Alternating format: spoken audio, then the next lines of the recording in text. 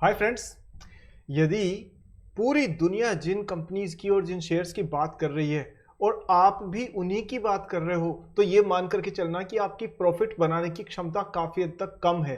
क्योंकि दोस्तों stock market में लॉन्ग टर्म में प्रॉफिट वही बना पाता है जो कि पॉपुलर कंपनीज के अलावा अनपॉपुलर कंपनीज और अनडिस्कवर्ड कंपनीज पर अपना फोकस रखता है, अच्छी क्वालिटी के स्टॉक्स को पहचानता है, सही प्राइस पे परचेज करता है एंड लॉन्ग टर्म के लिए एक प्रॉफिटेबल इन्वेस्टर बन जाता है। अगर आप में क्वालिटीज है तो यकीन मान के चलिए दोस्तों, आप काफी अच्छा रिटर्न स्टॉक मार्केट से बना सकते हैं।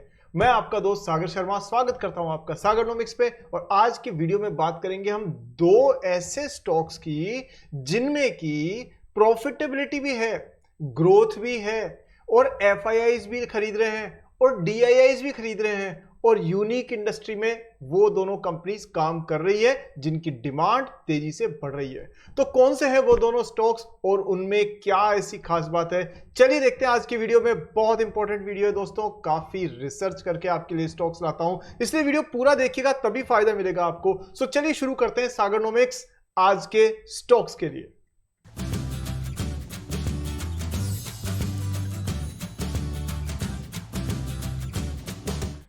तो सबसे पहला काम जैसा मेरे सारे मित्र करते हैं और आप में से बहुत लोग जो नहीं करते हैं वो प्लीज आज से करना शुरू करें।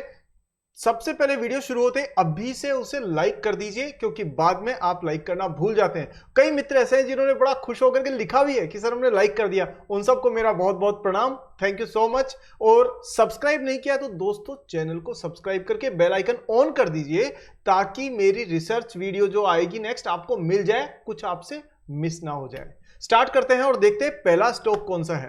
तो दोस्तों आपके स्क्रीन पर पहला स्टॉक जो मैं लेके आया हूं वो है व्हर्लपूल ऑफ इंडिया लिमिटेड।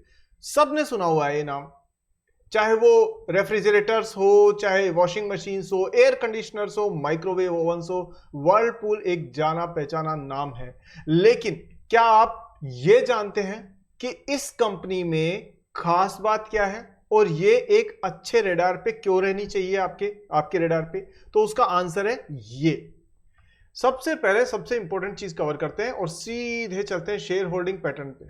दोस्तों ये बात तो आप पक्का मानते हो ना कि जितनी हम रिसर्च कर सकते हैं, मतलब आप रिसर्च कर सकते हैं या कोई भी कॉमन व्यक्ति, लिमिटेड रिसोर्सेज लिमिटेड टाइम के हिसाब से, उसके मुकाबले में जो बड़ी कंपनीज होती है उनके पास में रिसर्च टीम बहुत ज्यादा होती है। खासतौर पर जो एफआईआईज डीआईआईज टाइप के लोग हैं उनके पास में बहुत हजारों लोग रिसर्च के लिए काम करते रहते हैं, स्टॉक्स को ढूंढते रहते हैं। तब जब एफआईआईज और डीआईआईज जहां पर अपना इन्वेस्टमेंट करते हैं तो यकीन मान करके चलिए कि उन्होंने अपनी रिसर्च वर्क एक कॉमन पर्सन से ज्यादा अच्छे से की हुई होती है। तो यहां पर जो इंपॉर्टेंट चीज है व्हर्लपूल इंडिया में वो है आपकी ये शेयर होल्डिंग पैटर्न पे नजर डालेंगे तो आप देखेंगे यहां पर कि ये यूनिक क्यों है, क्योंकि यहां दोनों पार्टीज बाय कर रही है। कौन कौन सी दोनों पार्टीज? देखिए, ये हमारे विदेशी मित्र तो हैं ही जो पहले 2.6% लेके बैठे थे एफआईआईज और उसको बढ़ाते हुए इन्होंने 3.4% लाए। और इसी लास्ट जो फर्स्ट क्वार्टर जो फोर्थ क्वार्टर था लास्ट फाइनेंशियल ईयर का, उसमें इन्होंने अपनी हिस्सेदारी क्या कर दी है, डबल। देख रहे हो आप, 3 पॉइंट समथिंग से 6.47%। ठीक है। सो अभी यहां पर एफआईआईज ने डबल की है, लेकिन जब कोई दूसरा व्यक्ति यानी दूसरी पार्टी भी डबल कर रही हो, यानी डीआईआईज आमतौर पे ये बेचते हैं ये खरीदते हैं, ये बेचते हैं ये खरीदते हैं, लेकिन आप ये देख रहे हो यहां पर इन्होंने 3 टाइम्स कर दी है। सो दोस्तों 2x कर दिया है एफआईआईज ने और 3x कर दी है अपनी हिस्सेदारी बढ़ा करके डीआईआईज ने। तो अब आप समझे कि मैं क्यों आपको अच्छे स्टॉक्स को चुनने के लिए इतना फोकस करने के लिए कहता हूं। क्योंकि लॉन्ग टर्म में दोस्तों ये मान करके चलिए जो वेल रिसर्च स्टॉक्स हैं और जो लॉन्ग टर्म के हिसाब से प्रॉफिटेबल बिजनेस मॉडल में है वही आगे जाके ग्रो करते हैं। चलिए आगे हम बात करते हैं इसके बेसिक नंबर्स की, बेसिक चीजों की। तो एक बार देखें, रीजन आपको समझ में आ गया कि ये हमारे रडार पे क्यों है और आपको भी रडार पे क्यों रखना चाहिए। चलिए अब देखिए 1900 रुपए के आसपास प्राइस है और ये जो भाव को भगवान मानने वाली कहानी है ना दोस्तों, ये बाजार में आलू प्याज और टमाटर खरीदते टाइम पर ध्यान रखिए, जब आप स्टॉक्स खरीद रहे हो ना तो भाव भगवान नहीं है, पहले धंधा भगवान है, उसके बाद भाव भगवान है। मतलब कि पहले बिजनेस में दम होना चाहिए, कंपनी में पावर होनी चाहिए। अगर वो है तो सही प्राइस पर आपको उसको कंसीडर करना चाहिए। इसी सीक्वेंस में देखिए, ऐसे सस्ते में आपको 10, 20, 50 रुपए, 100 रुपए के दाम पर बहुत कचरा स्टॉक भी मिल जाएंगे, तो क्या आपको वो खरीदनी चाहिए? नहीं। जब तक बिजनेस की क्वालिटी समझ में नहीं आए, जब तक प्रॉफिटेबल बिजनेस मॉडल, उसके फाइनेंशियल स्टेटमेंट्स, उसकी यूनिक वैल्यू प्रोपोजिशन समझ में नहीं आए, तब तक you should avoid such stocks and find the high quality stocks. Let's back to the point. Whirlpool of India में 1930 रुपए की प्राइस है। अभी आपने देखा होगा समर्स जो थी उसके अंदर हमारे पूरे देश भर में जो इलेक्ट्रिसिटी कंजम्पशन है वो 200 गीगावाट से ज्यादा चला गया था। जो पीक पावर डिमांड होती है वो इससे ऊपर चली गई थी, और अभी भी लगभग ऊपर ही, हालांकि रेंज स्टार्ट हो चुकी है, बट फिर भी मैं कहूंगा कि इतनी पावर के लिए, और उसका सबसे बड़ा रीजन क्या था? सबसे बड़ा रीजन था AC, refrigerators and cooling devices, जिनका कंट्रीब्यूशन ज्यादा था, क्योंकि पिछले साल में लगी लगभग 20 लाख एसी तो अकेले वोल्टास ने बेचे हैं, और बाकी कंपनीज के अलग है। तो आप सोचिए, जब आप किसी कंपनी की सेल बढ़ते हुए देखते हैं तो उसका बिजनेस बढ़ता है। एंड वर्लपूल ऑफ इंडिया तो लीडर है इस मार्केट में। आप देख सकते हैं 24,000 करोड़ रुपए की मार्केट कैप है, 1900 रुपए प्राइस चल रही है। स्टॉक का प्राइस टू अर्निंग बहुत ज्यादा है, no doubt about it. 107 is really high. So मैं कह सकता हूं कि ये ओवर वैल्यूड है। बट क्या आप एप्पल के फोन को आप कार्बन के फोन से कंपेयर कर सकते हैं? और अगर आप करेंगे तो आपको एप्पल का फोन हमेशा ही ओवर वैल्यूड दिखेगा।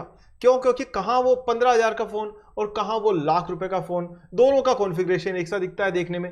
तो कहने का मतलब है कि जो अच्छी क्वालिटी की कंपनीज होती है ना दोस्तों, वो ओवर वैल्यूड होती है। क्या ओवर वैल्यूड के बारे में एफआईआईज, डीआईआईज ने नहीं सोचा होगा? फिर भी उसके बाद भी उन्होंने अपनी स्टेक होल्डिंग डबल की है ना, ठीक है।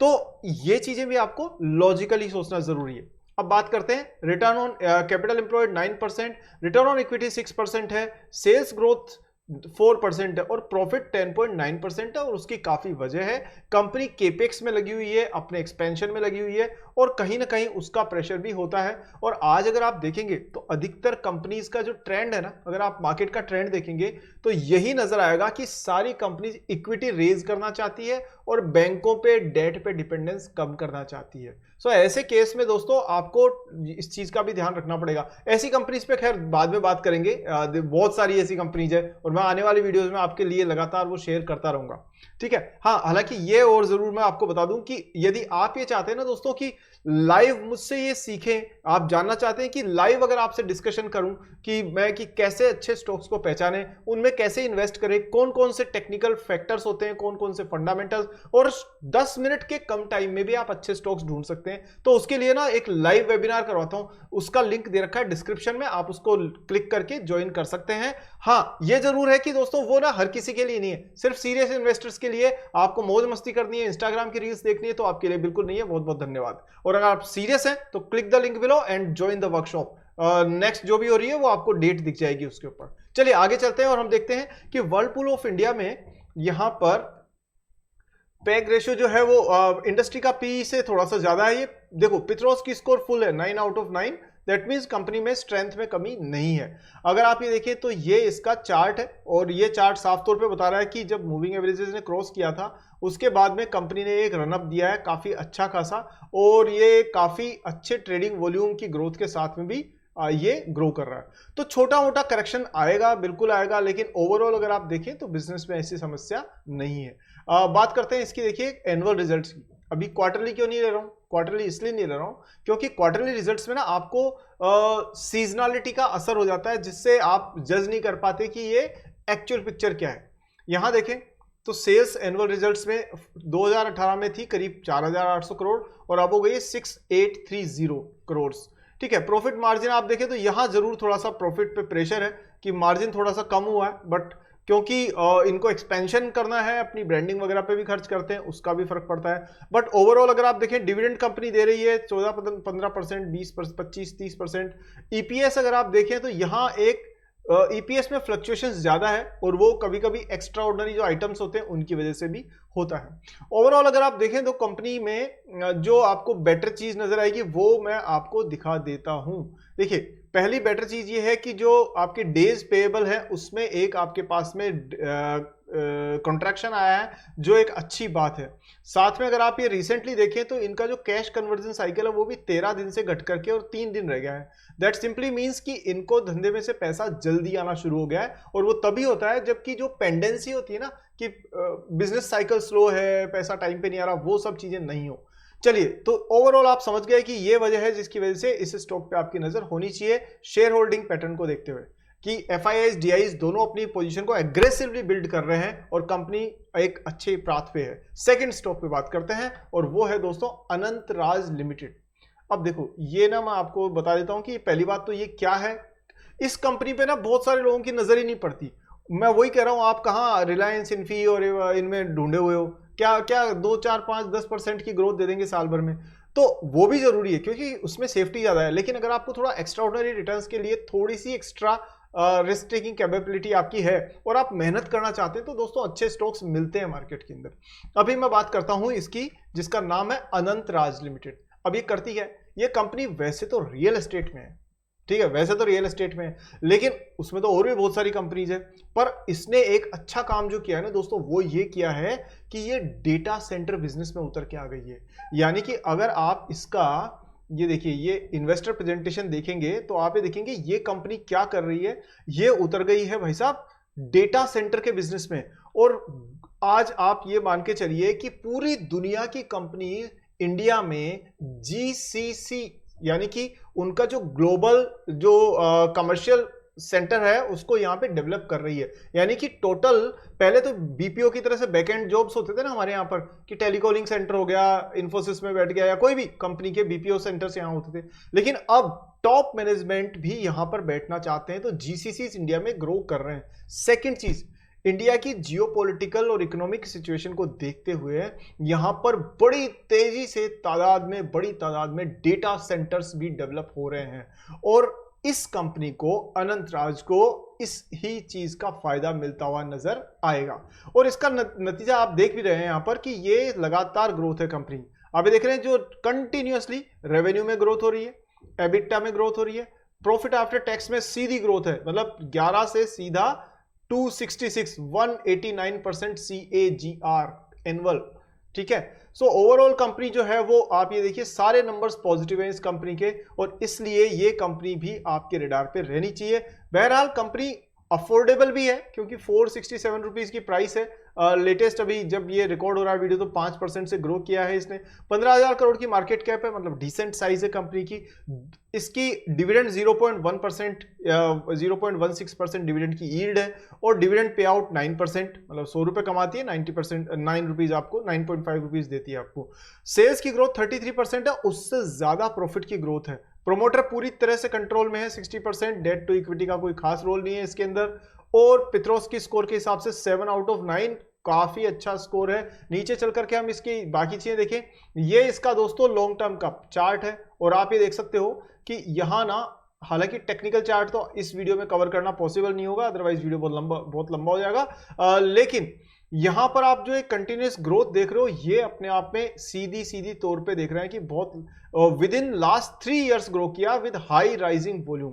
सो आप देख सकते हैं कंपनी ने एक अच्छा खासा रनअप दिया है। हालांकि मैं सोचता हूं कि टेक्निकल भी कवर कर ही लेता हूं, थोड़ा वीडियो लंबा हो जाएगा तो ठीक है, कुछ दोस्तों को तकलीफ होगी, लेकिन बाकी दोस्तों को तो फायदा होगा जिनको पूरा एनालिसिस समझना होता है। तो चलिए इसका टेक्निकल भी देख लेते हैं। पहले हम इसका वर्लपूल का टेक्निकल देख लेते हैं एक बार। देखिए, तो यहां पर आप देखिए ये वर्लपूल का टेक्निकल चार्ट है, आप देख सकते हैं यहां पर मूविंग एवरेज का क्रॉस ओवर हुआ है रिसेंटली राइजिंग वॉल्यूम के साथ में, और हल्का सा कंसोलिडेशन आया है, लेकिन यहां से 2200 को अगर ये क्रॉस करता है दोस्तों, उसके बाद में ये आपको कंटिन्यू आगे बढ़ता हुआ दिखेगा। थोड़ा करेक्शन स्वाभाविक है, और 1482 के आसपास में इसमें लेवल्स बन सकते हैं आपके बाय ऑन डिप्स वाले। ठीक है, हम बात करते हैं अब अनंतराज की। तो अनंतराज के लिए भी हम एक चार्ट खोल लेते हैं। ये दोस्तों चार्ट है अनंतराज लिमिटेड का, और आप यहां पे देख सकते हैं कि ये कंटिन्यूअस एक हेल्दी ग्रोथ दिखाता हुआ नजर आ रहा है। हेल्दी ग्रोथ का मतलब होता है कि कंटिन्यूअस एक मूविंग एवरेज का क्रॉस ओवर हुआ, उसके बाद में हमेशा एक कहते हैं ना कि हाईवे पर जैसे गाड़ी चलती है ना 80-100 के स्पीड पे, वैसे ही चलती जा रही है। मतलब एकदम से तेज राइज नहीं है तो एकदम से तेज फॉल भी नहीं है। सो ये आपका डेली चार्ट पे है, लेकिन अगर आप इसको वीकली और मंथली चार्ट पे जाके देखते हैं तो आपको एक पिक्चर थोड़ी सी अलग नजर आती है, जो मैं आपको दिखा देता हूँ। तो अभी हम इसको लेके जाते हैं साहब कहाँ पे, इसको डेली चार्ट से वीकली चार्ट पे। सो ये या मंथली चार्ट पे ले लें। तो जब आप मंथली चार्ट पे ले लेते हैं तो आपको ये नजर आता है कि ये मंथ बाय मंथ ग्रो कर रहा है, यानी लॉन्ग टर्म की ग्रोथ तो इंटैक्ट है, छोटे मोटे टर्म में इसके अंदर करेक्शंस आना स्वाभाविक है। सो दोस्तों ये ओवरऑल कंपनी का एनालिसिस है। और अगर हम इसमें जो इंपॉर्टेंट चीज की बात करें वो है ये क्या कि आप देखिए यहां पर भी मूविंग एवरेजेस ने FIIs ने अपनी होल्डिंग बढ़ाई है। और कितनी बढ़ाई है ये देखिए, ये पहले कभी 8-9% लेके रखते थे FIIs, बट अब इन्होंने बढ़ा करके कर लिए 11.5%। सेकेंडली DIIs वो जो पहले 0.02% लेके रखते थे 3 साल पहले, आज उन्होंने बढ़ा के इसमें 3.63% कर लिए। तो जब ये दोनों पार्टियां एक ही सुर में बात करती हैं तो दैट मीन्स कि कंपनी में दम है, ये बात है। सो दोस्तों कैसा लगा ये एनालिसिस? उम्मीद करता हूं कि इस वीडियो में काफी कुछ आपको समझने को मिला होगा। काफी रिसर्च करके आपके लिए वीडियोस लेकर के आता हूं ताकि अच्छे स्टॉक्स आपसे शेयर कर सकूं। हालांकि यहां मेरा एक डिस्क्लेमर है कि ये वीडियो सिर्फ एक एजुकेशनल पर्पज से है और कोई बाइंग और सेलिंग की रिकमेंडेशन हमारी तरफ से नहीं है। मेरी कोशिश है कि आप अच्छे स्टॉक्स को पहचानें, उन पर अपनी रिसर्च करें और फिर अपना डिसीजन लें। तो वीडियो दोस्तों कैसा लगा है कमेंट सेक्शन में जरूर बताइए। वीडियो लाइक नहीं किया तो मेरी आपकी दोस्ती में कुछ कमी है, तो कमी मत रखिए, वीडियो को लाइक करिए, सारे दोस्तों के साथ व्हाट्सएप, टेलीग्राम, इंस्टाग्राम सब पे शेयर करिए, अच्छे स्टॉक सबको भेजिए ताकि वो आपको दिल से धन्यवाद कहें। और दोस्तों चैनल सब्सक्राइब कर दिया, बेल आइकन ऑन कर दिया, आपने इतना प्यार सम्मान दिया उसके लिए बहुत बहुत धन्यवाद। नेक्स्ट वीडियो में जल्दी मिलते हैं, तब तक के लिए जय हिंद, बूम।